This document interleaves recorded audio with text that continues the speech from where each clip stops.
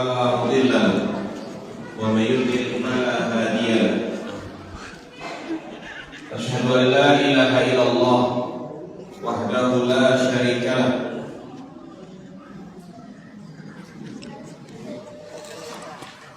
وأشهد أن محمدا عبده ورسوله لا نبي بعده اللهم صل على محمد وعلى آل محمد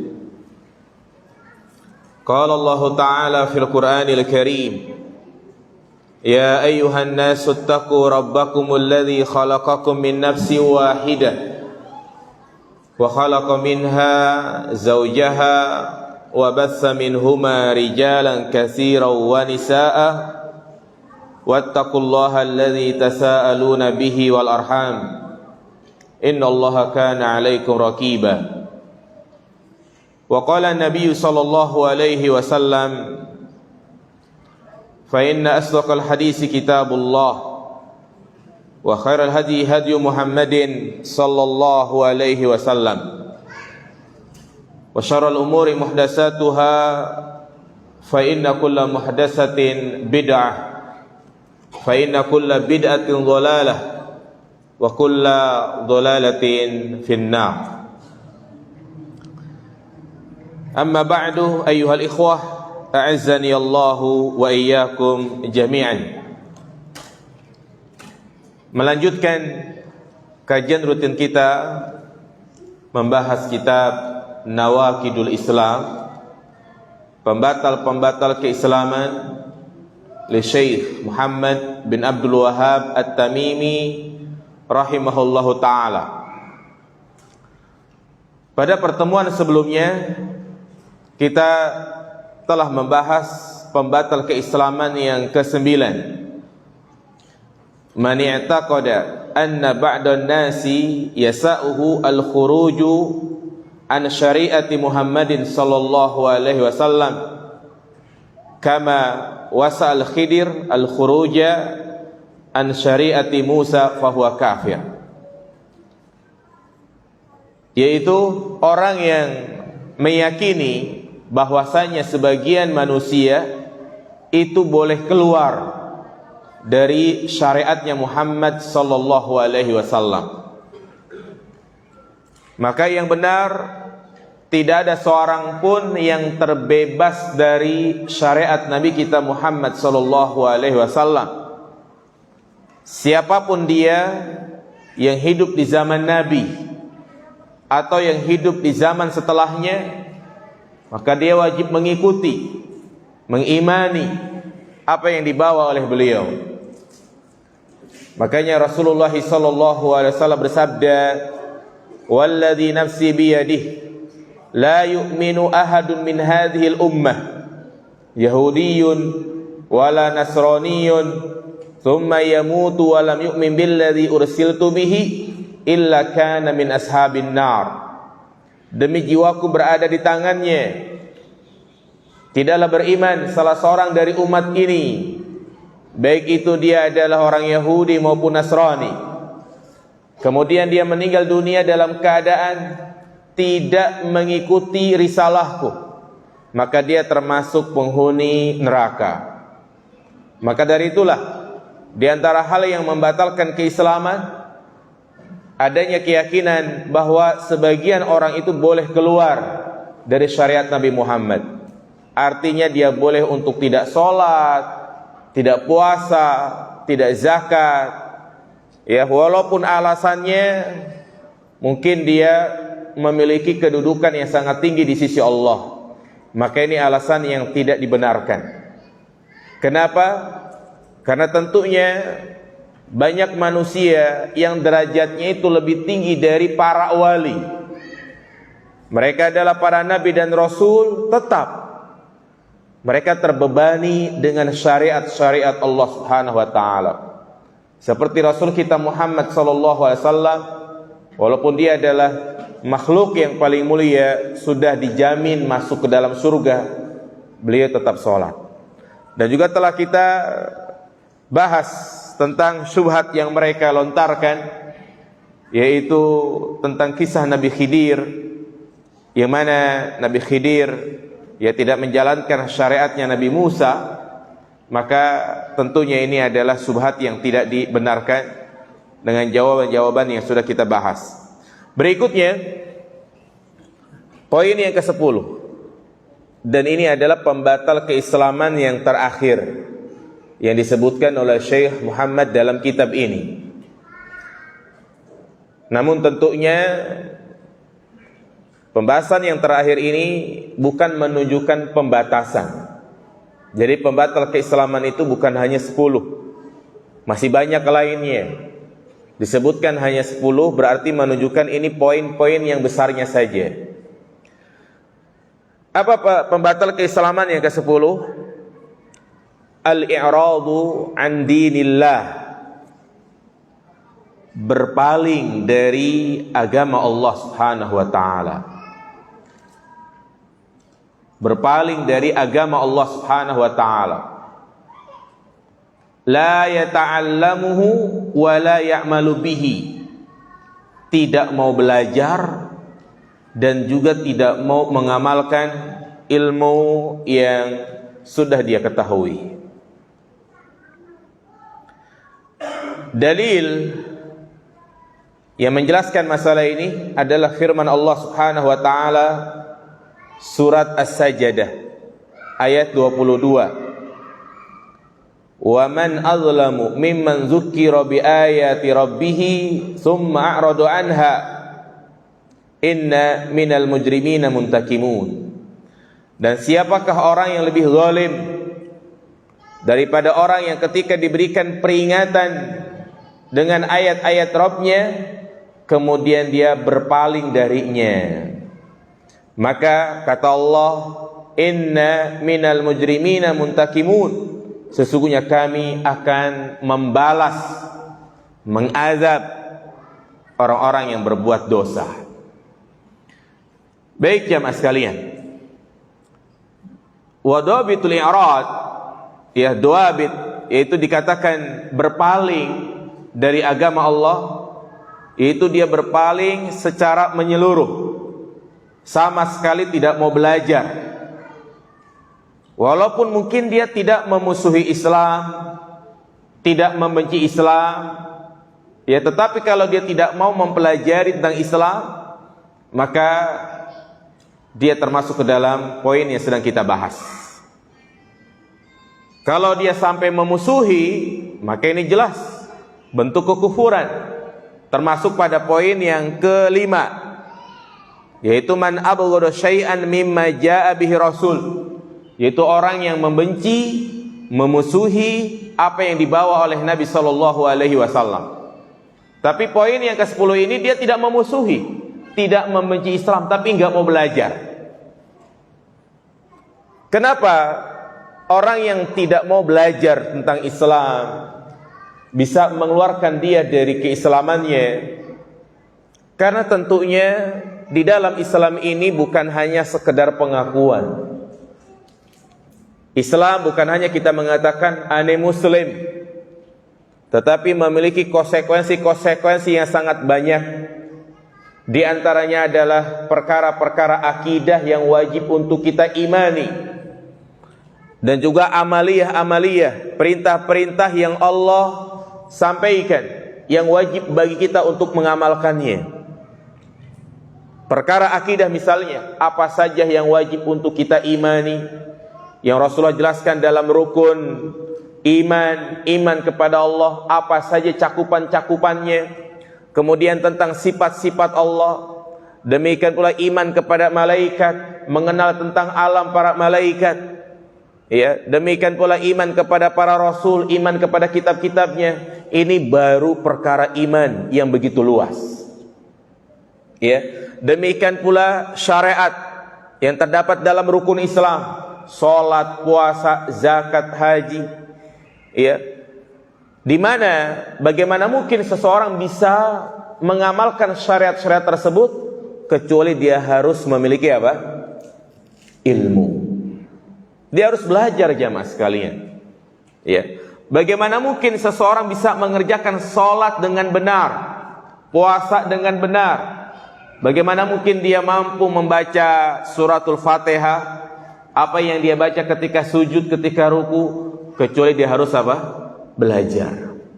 Nah, inilah sebabnya kenapa orang yang berpaling dari agama Allah nggak mau mempelajari ilmu syariat, ya bisa menyebabkan dia keluar dari Islam, karena mana mungkin dia bisa menjalankan syariat Islam dengan benar, kecuali dia harus belajar.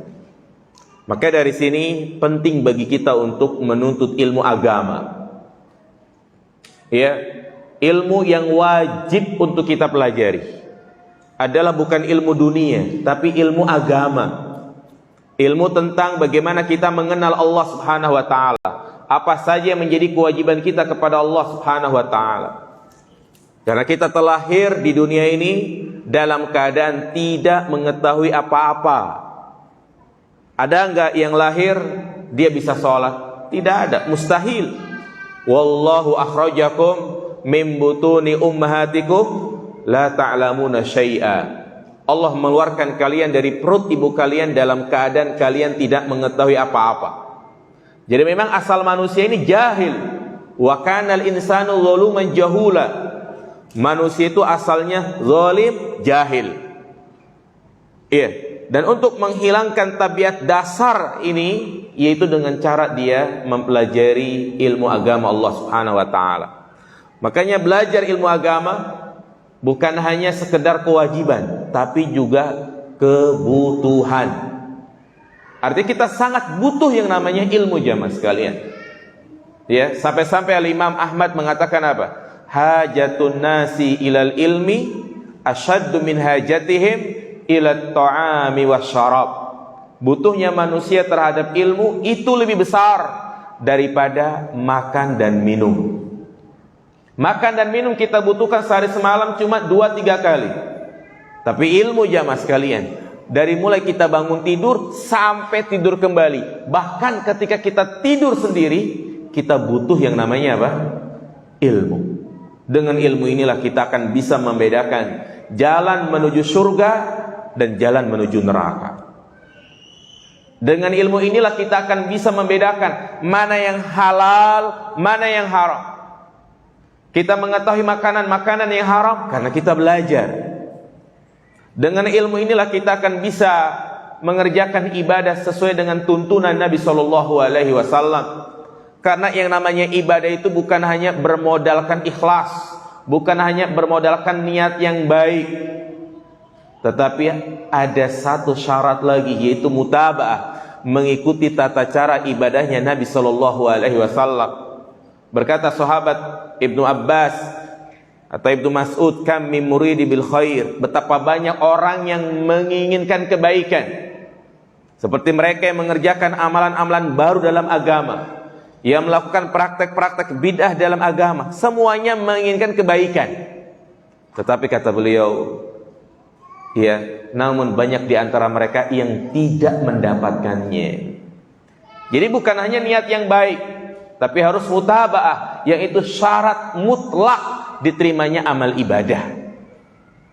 Kenapa kita mengerjakan sholat subuh 2 rakaat, sholat zuhur 4 rakaat? Kenapa kita membaca tasbih pada sholat 33 kali? Kenapa kita sholat Idul Adha pada rakaat pertama takbir 7 kali, rakaat yang kedua takbir 5 kali?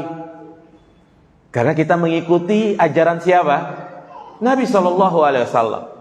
Bagaimana coba komentar antum ketika misalnya ada imam yang sholat Idul Adha takbir pertama 10 kali, takbir kedua 7 kali. Kira-kira selesai sholat komentarnya apa? Komentarnya apa jamaah sekalian? Ini imam yang benar aja, ini ajaran dari mana? Menambah-nambahi aja nggak boleh jamaah sekalian, merubah aja nggak boleh. Apalagi dia berinovasi, apalagi dia sudah melakukan perkara baru dalam agama. Iya. Dan kita tidak mampu untuk mengerjakan ibadah sesuai dengan apa yang dicontohkan oleh Nabi, kecuali dengan apa? Belajar. Belajar jamaah sekalian. Dan kita tidak boleh mencukupkan ilmu yang sudah kita punya, tapi terus meningkatkan kualitas pengetahuan kita. Maka di antara doa yang diajarkan oleh Allah kepada Nabi kita Muhammad sallallahu alaihi wasallam, wa qur rabbi zidni ilma. Ya Rabb, berikanlah kepadaku tambahan ilmu.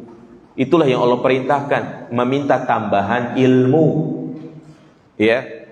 Bukan meminta tambahan harta, tambahan yang lainnya, tapi tambahan ilmu, menunjukkan kepada kita agar kita terus belajar. Belajar dengan metode apa saja. Ya. Karena zaman sekarang banyak orang yang berani berbicara masalah agama tetapi tanpa didasari dengan ilmu. Berbicara agama hanya mengikuti hawa nafsunya, mudah menghukumi dan menghakimi, padahal baca kitab saja belum bisa. Jangankan kitab yang gundul, kitab gondong raja belatot-beletot ya, ngajinya masih amburadul, udah berani berbicara masalah agama.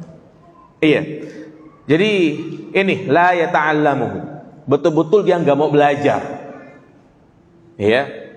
Makanya Allah Subhanahu wa taala mencela orang-orang Nasrani. Kenapa? Karena mereka semangat ibadah tapi tanpa didasari dengan ilmu. Nah, kemudian yang kedua, beliau mengatakan wala ya'malu bihi. Dia udah punya ilmu, dia tahu ini halal, ini haram, tapi dia tidak mau mengamalkan. Ya, tidak mau mengamalkan. Dan ini termasuk sifatnya orang-orang Yahudi. Ya, makanya Allah Subhanahu wa taala berfirman dalam surat Al-Fatihah, ihdinas siratal mustaqim, siratal ladzina an'amta 'alaihim ghairil maghdubi 'alaihim waladdallin. Ya Allah, tunjukilah kami jalan yang lurus, yaitu jalan orang-orang yang kau berikan nikmat, bukan jalan orang-orang yang kau benci, dan bukan jalan orang-orang yang tersesat. Para ulama tafsir menyebutkan yang dimaksud dengan orang-orang yang dibenci oleh Allah Subhanahu wa taala adalah orang-orang Yahudi. Ya. Orang-orang yang tersesat adalah orang-orang Nasrani. Orang Yahudi mereka mengetahui kebenaran Taurat. Bahkan mereka hafal isi Taurat sebagaimana mereka menghafal nama-nama anak mereka sendiri. Artinya betul-betul sudah di luar kepala. Ya, tapi hanya sekedar pengakuan saja. Mereka tidak mengamalkannya. Orang Nasrani mereka beribadah di atas kejahilan mereka. Inilah yang menjadi kewajiban kita jamaah sekalian. Al-ilm wal amal. Ya, menuntut ilmu dan beramal. Makanya Allah berfirman dalam surat At-Taubah ayat 33, "Huwallazi arsala rasulahu bil huda wa dinil haqq liyudhhirahu 'alad dini kullih." Dialah Allah yang mengutus rasulnya bil huda, dengan petunjuk dan agama yang benar. Para ulama tafsir mengatakan al-huda, petunjuk adalah al-ilmun nafi'. Sebagaimana dikatakan oleh Imam Ibnu Qayyim, al-ilmu alladhi jaa'a minal Qur'ani was sunnah, ilmu yang bermanfaat, yaitu ilmu yang bersumber dari Al-Qur'an dan As-Sunnah. Wa dinil haq, dan Allah mengutus Rasul kita dengan agama yang benar. Yang dimaksud dengan agama yang benar adalah al-amalus soleh, amal yang soleh. Ya, jadi inilah yang dimaksud dengan al-ilmu nafi' yang selalu diminta oleh Nabi SAW setiap subuh. Apa permintaan beliau? Allahumma inna nas'aluka ilman nafi'ah. Dan juga beliau berlindung dari ilmu yang tidak bermanfaat. Allahumma inni a'udzubika min ilmin la yanfa'. Ya Allah, aku berlindung kepadamu dari ilmu yang tidak bermanfaat, yaitu ilmu yang tidak diamalkan. Iya. Ternyata jamaah sekalian, ya, kerusakan yang ada di dalam Islam itu sama seperti yang dilakukan oleh orang-orang Yahudi dan orang-orang Nasrani. Iya. Tadi kita sebutkan bahwasanya orang yang berilmu tanpa amal, maka ini perbuatannya siapa? Orang-orang Yahudi. Ya. Ada lagi orang yang beramal tanpa ilmu, maka ini seperti perbuatannya orang-orang Nasrani. Ternyata di dalam Islam pun ada orang-orang yang seperti itu.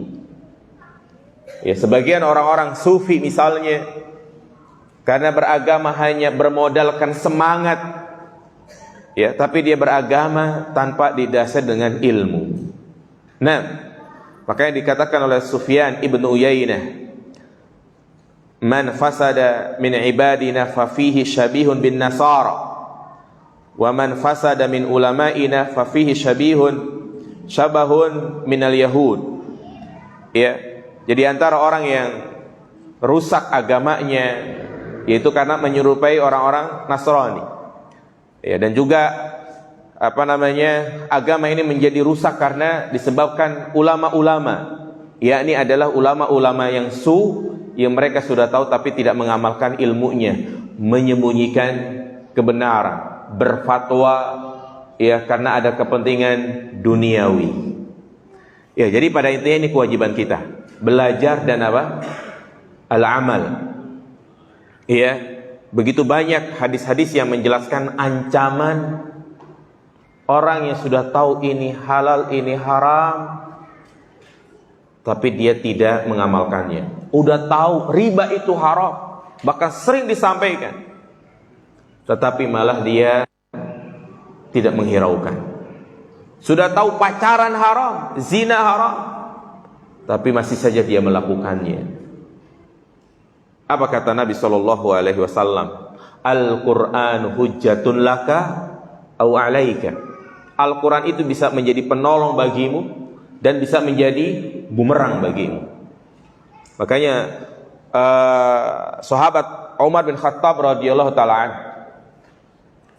ketika dia mendapati seorang gubernurnya yaitu Nafi' yang yang dia meninggalkan kota Mekah saat itu, dia ketemu di suatu daerah, ya, yaitu bertemu dengan Nafi'. Apa pertanyaan yang disampaikan oleh Umar? Wahai Nafi', kepada siapa engkau wakilkan kota Mekah? Ya. Kemudian dikatakan Ibnu Abza, dialah yang mewakilkanku. Asing nama Ibnu Abza. Umar pun bertanya, siapa ini Ibnu Abza? Maula min mawalina, dia bekas budak di antara budak-budak kami.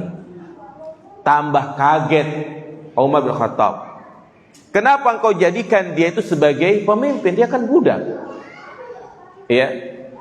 Kemudian apa kata Nafi'? Li'annahu qari'un bil Qur'an wa 'alimun bil faraid.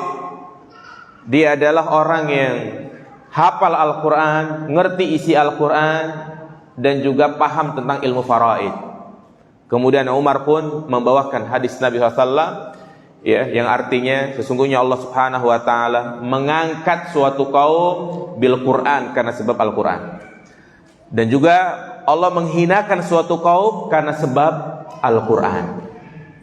Siapakah yang Allah hinakan karena sebab Al-Qur'an? Dialah yang sudah tahu ini halal, ini haram, sudah mengerti hukum-hukum dalam Al-Qur'an tapi dia tidak mengamalkannya. Dan yang lebih parah lagi, yang tidak mau mempelajari Al-Qur'an. Dan juga disebutkan dalam hadis yang dikeluarkan oleh Imam Bukhari dan Imam Muslim, ancaman bagi orang yang sudah tahu perkara haram tapi dia tinggalkan. Yuja'u birrajuli yaumal qiyamah fayulqa finnar fatandaliku iktabuhu finnar fayaduru kama yadurul himar fayajma'u ahlun nar alaihi fayaqulun ay fulan ma sya'nuka alaysa kunta ta'murun bil ma'ruf wa tanhanil munkar qala kuntu amurukum bil ma'ruf wa la atihi wa anhaakum anil munkar wa atihi. Nanti pada hari kiamat akan didatangkan seseorang, ya, yang mana dia berada di neraka. Apa yang terjadi pada orang ini? Fatandaliku iktabuhu, yang mana orang ini ususnya itu terurai. Jadi perutnya itu bolong, ususnya terurai keluar. maka penduduk neraka yang lain pun mengitari dia, mengelilingi dia, seraya mengatakan, fulan, ada apa yang terjadi pada dirimu? Bukankah engkau di dunia yang memerintahkan kepada kebaikan kepada kami dan melarang kemungkaran kepada kami? Apa kata dia? Kuntu amurukum bil ma'ruf wala ati.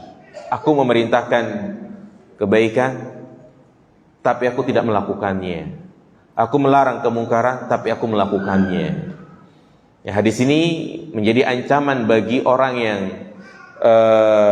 berdakwah, berceramah, mengajarkan kebaikan, tapi dia tidak mengamalkannya. Kita memohon kepada Allah Subhanahu wa taala agar kita tidak termasuk ke dalamnya. Dan yang kedua, ancaman bagi orang yang sudah mengetahui ini halal, ini haram, tapi dia masih saja melakukannya.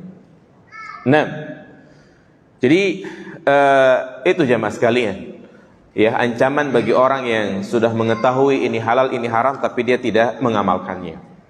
Maka menuntut ilmu hukumnya wajib, ya, terutama ilmu-ilmu yang berkaitan itu tentang kewajiban kita sehari-hari. Ini hukumnya fardu ain, seperti belajar tentang tata cara sholat, ya, belajar tentang berdagang bagi yang punya usaha, ya. Jadi jangan sampai dia melakukan ibadah tanpa ilmu. Kemudian jamaah yang dirahmati Allah Subhanahu wa taala, apakah semua orang yang tidak mau belajar dikatakan keluar dari Islam? Ya.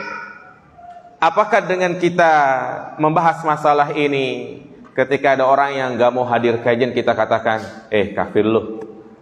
Kenapa? Ente gak mau hadir kajian? Apakah seperti itu? Jawabannya la.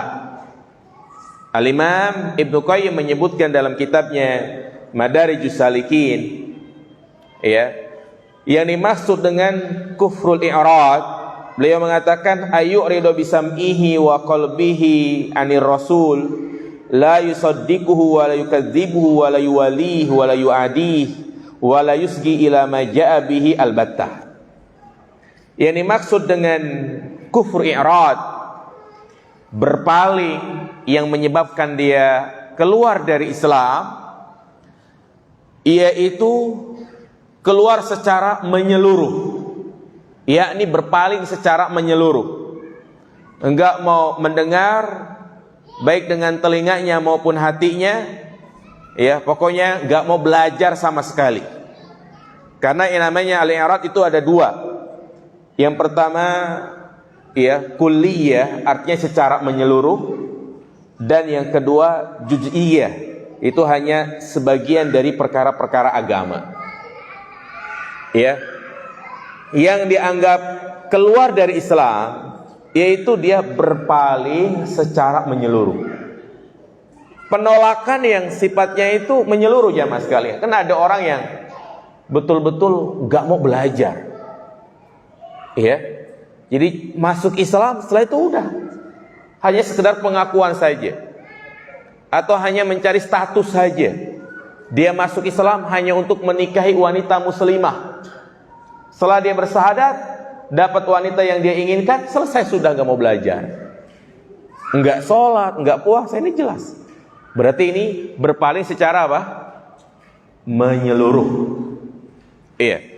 Adapun berpaling pada sebagian perkara agama, seperti berpaling dari rincian hukum-hukum agama, tidak mau mempelajari tentang puasa dengan benar.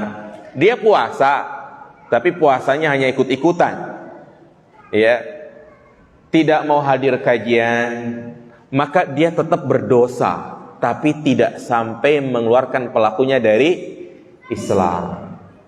Bisa dipahami jamaah sekalian? Ya, jadi al-i'rad, berpaling, ada dua macam. Berpaling secara menyeluruh, dan yang kedua berpaling hanya sebagian saja. Yang dimaksud dengan berpaling yang bisa mengeluarkan dari Islam yaitu berpaling secara menyeluruh. Ya, tapi tetap sekali lagi, ya, tidak mau hadir kajian, ini termasuk perbuatan dosa.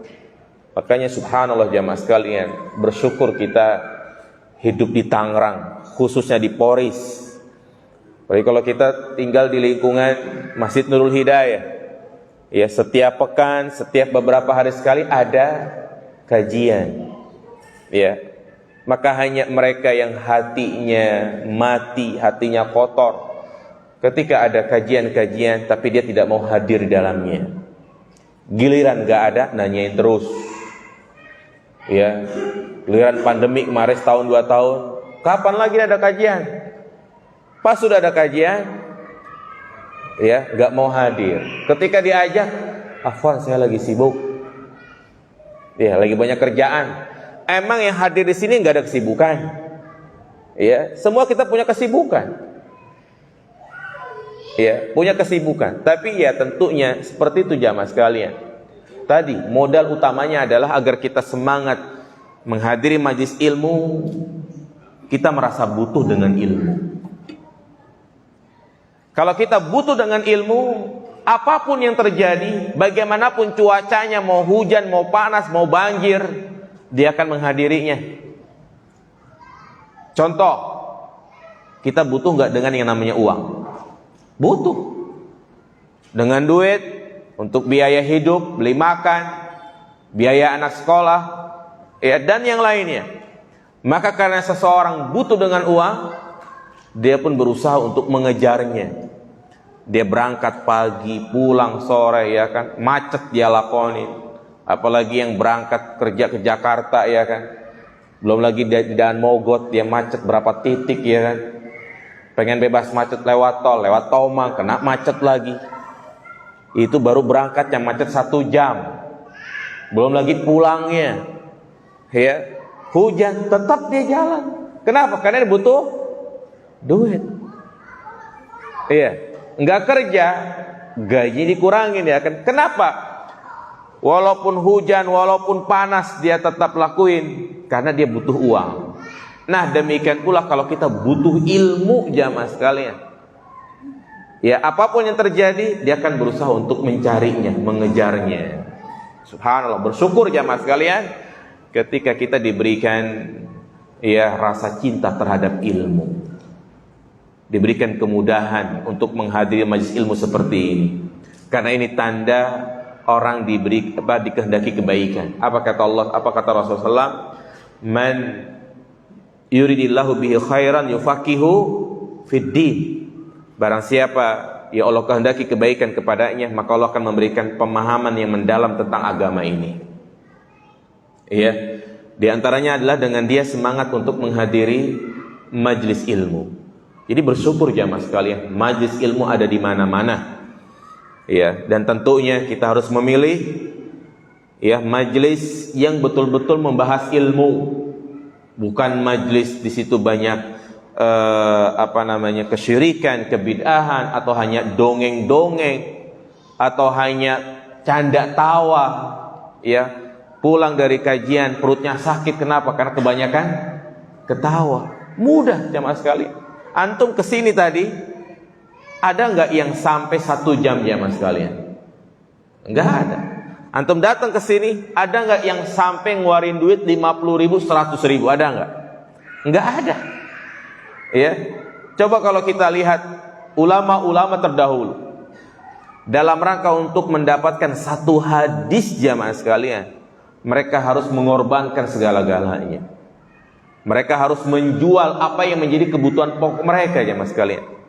Sampai ada yang menuntut ilmu sampai kencing darah. Ya, ada yang pengen belajar gak punya uang. Akhirnya apa? Sebelum berangkat dia jual genteng rumahnya. Ada nggak yang sebelum kesini jual genteng dulu? Tidak ada jamaah sekalian. Ya, mereka harus menempuh perjalanan yang begitu jauh, antar benua, antar samudra. Mereka yang berasal dari Baghdad, berjalan nyebrang lautan untuk ke Mekah, ke Madinah dalam rangka untuk menuntut ilmu. Paling kita nyebrang perumahan doang, ya kan? Ya, nyebrang RT RW.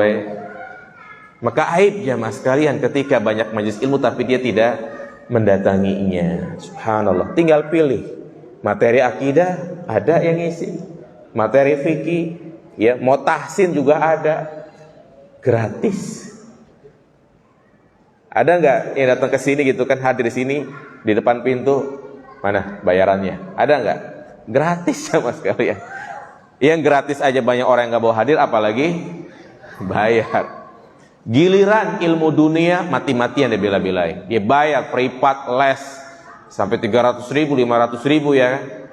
Yang gratis dia nggak mau datang. Ya inilah orang yang dikatakan kufur nikmah. Ya. Baik.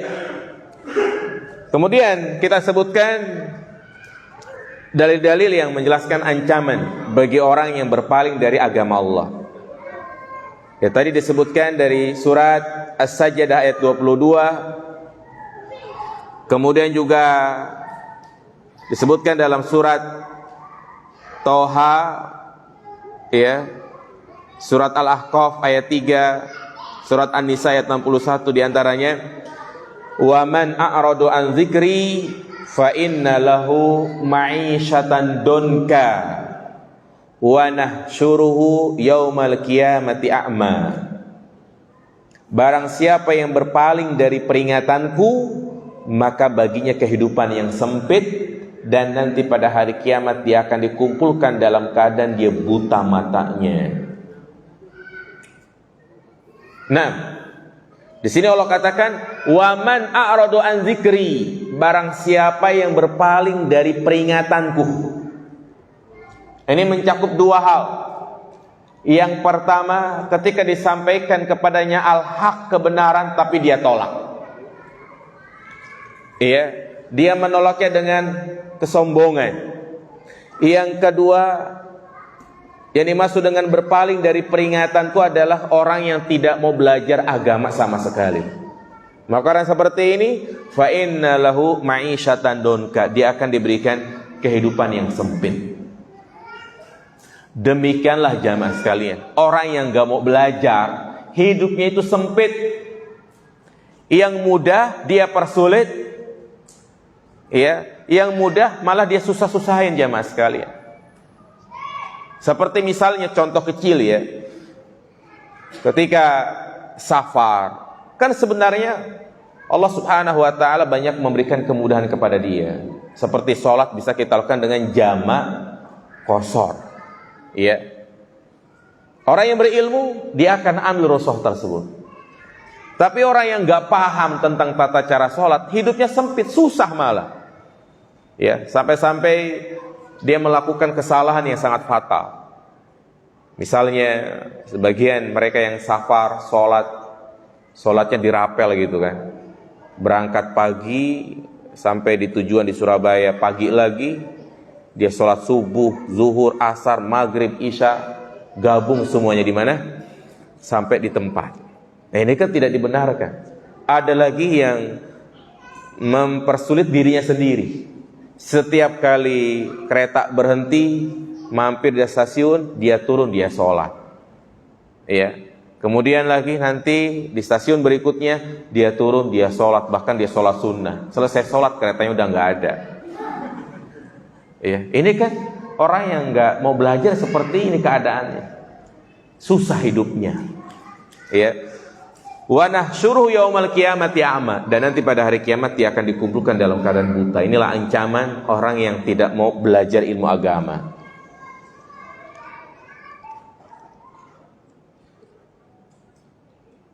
Iya, demikian pula Allah sebutkan, wa man a'radu anhu fa innahu yahmilu yaumal qiyamati wizra khalidina fihi wa sa'a lahum yaumal qiyamati hamla. 6. Dan orang yang berpaling darinya, itu dari Islam, maka nanti pada hari kiamat dia membawa dosa yang sangat besar, bahkan dia kekal dalam neraka. Wa sa'alahu yaumal qiyamati hamla, dan sungguh buruk beban yang dia tanggung. Dan juga Allah mengatakan dalam surah Al-Ahqaf ayat 3, walladzina kafaru amma unziru mu'ridun, dan orang-orang kafir mereka adalah ketika diberikan peringatan mereka berpaling. Iya. Dan juga Allah mengatakan wa idza qila lahum ta'alu ila ma anzalallahu wa ila rasul ra'aital munafiqina yasudduna anka sududa. Dan apabila ya dikatakan kepada mereka, marilah kepada apa yang Allah turunkan dan kepada Rasul, engkau akan melihat orang-orang munafik, mereka yang menghalangi dari kebenaran tersebut. Iya. Maka ini juga surat An-Nisa ayat 61, ancaman bagi orang yang suka bubar-bubarin kajian, yang suka menghalang-halangi kajian, yang dikit-dikit udah kajian itu nggak usah dipakai aja, ya diberhentikan aja, ya kecuali kalau memang ada alasan yang dibenarkan. Kalau kajian tersebut adalah mengajak manusia untuk beribadah kepada Allah, yang menjauhi segala kesyirikan, dia khawatir termasuk orang munafik yang selalu menghalang-halangi orang untuk mencari kebenaran. Ini dalilnya surat apa? An-Nisa ayat 61. Ya, ra'aital munafiqina yasudduna anka sududa. Kau akan menyaksikan, melihat orang-orang munafik yang selalu menghalang-halangi manusia, ya, mencari jalan kebenaran. Iya. Itulah penjelasan dari poin yang ke-10. Baik, berarti selesai pembahasan tentang pembatal-pembatal keislaman. Dan Syekh mengatakan di sini wala farqa fi jami' hadan nawaqid bainal hazil wal jad wal khaif illa al mukrah. Jadi pembatal-pembatal keislaman tersebut semuanya itu tidak membedakan, baik dia lakukan dalam keadaan bercanda maupun serius, atau dalam keadaan dia takut, kecuali jika memang terpaksa. Bercanda misalnya, ya, dalam sinetron ada sandiwara, ya, kadang ada orang yang memperagakan sebagai Abu Jahal, memperagakan sebagai Abu Lahab misalnya. Dalam sebuah sandiwara ada orang yang memperagakan sebagai Fir'aun, maka ini nggak boleh. Ini nggak boleh jamaah sekalian. Berarti kan ini walaupun bercanda, ya seakan-akan dia menolak agama Allah Subhanahu wa taala. Ya. Nah, kecuali kalau memang terpaksa. Ya dikatakan terpaksa ada batasannya. Yang pertama, kalau dia tidak melakukan itu, dia akan ditimpa bahaya besar. Seperti misalnya akan kehilangan anggota tubuhnya, keluarganya akan dibunuh, atau dia tidak bisa melawan. Ya seperti kisah siapa itu yang terpaksa mengucapkan kalimat kufur, ya karena dia disiksa dibunuh, yaitu Ammar bin Yasir. Dia terpaksa mengucapkan kalimat kufur, ya tetapi hatinya itu tetap mengingkarinya. Ya karena kondisinya itu dia dalam keadaan disiksa. Kalau dia tetap bertahan, ya tidak mengucapkan kalimat kufur, maka nasibnya mungkin seperti kedua orang tuanya, Yasir dan satu lagi siapa ibunya? Sumayyah, wanita yang pertama kali mati syahid. Nah, dan yang penting ketika dia terpaksa, hatinya tetap beriman kepada Allah Subhanahu wa taala. Baik jamaah sekalian, kita sholat dulu ya. Nah, sholat dulu, nanti kita lanjutkan lagi. Yang ada pertanyaan silahkan ditulis pertanyaannya.